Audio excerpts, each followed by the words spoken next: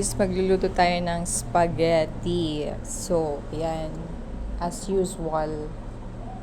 So, ang gagamitin natin ay ito na lang, Argentina giniling. Yan, madami na din to. Tsaka syempre, lagyan natin ng cheese para creamy. And nakasalang na ang ating pasta. Yes, kumukulo na siya guys. Ayan. So, our simple spaghetti lang naman. Usually. So, ayun lang. Tsaka ito pa, hotdog. Hihiwain ko lang. Ayan guys, nahiwa na natin ang ating hotdog with cheese. Ayun, with cheese para more creaminess. So, let me check the pasta. Uy, kulo na siya guys. So, maya-maya nito. Tinatakpan ko siya para wala lang. So, ayan. Sibuyas at bawang. Ayan.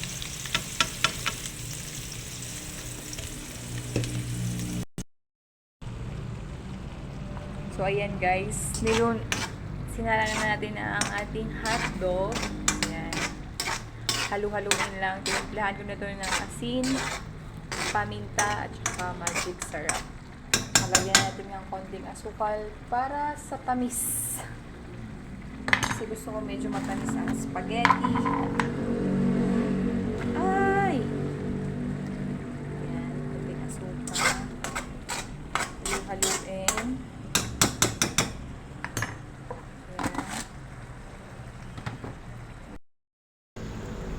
So, ilunod na natin ang ating Del Monte tomato sauce.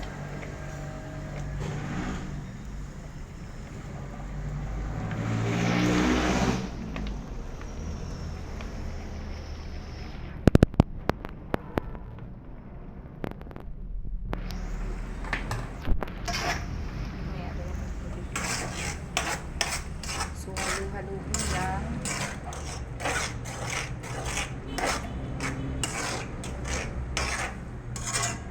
Pakuluin lang natin ito guys ng 2 minutes.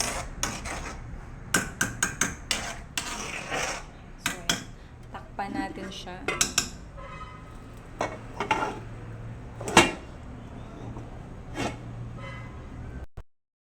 So, lagyan na natin siya ng cheese guys. Mas maraming cheese, mas creamy.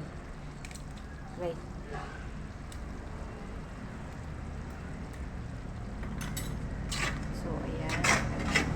Haluin natin siya para di dumidikit.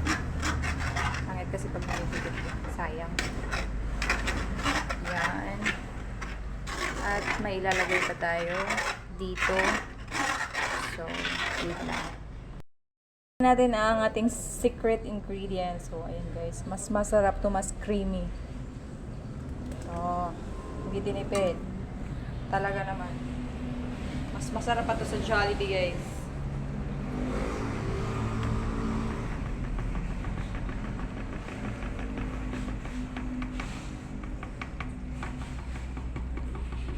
Gising mong process? Tulog talaga siya?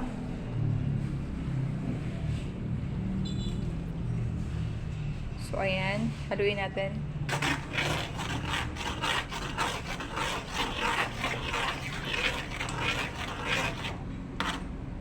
So, pakaluin lang natin to ng 1 minute or 2 minutes.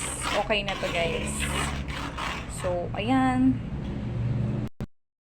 So, ayan, luto na ang ating spaghetti, guys. Pag ganito gawin nyo sa spaghetti nyo, grabe, ang sarap. Hindi siya joke. So, ayan lang. Maraming salamat sa panonood. Bye-bye!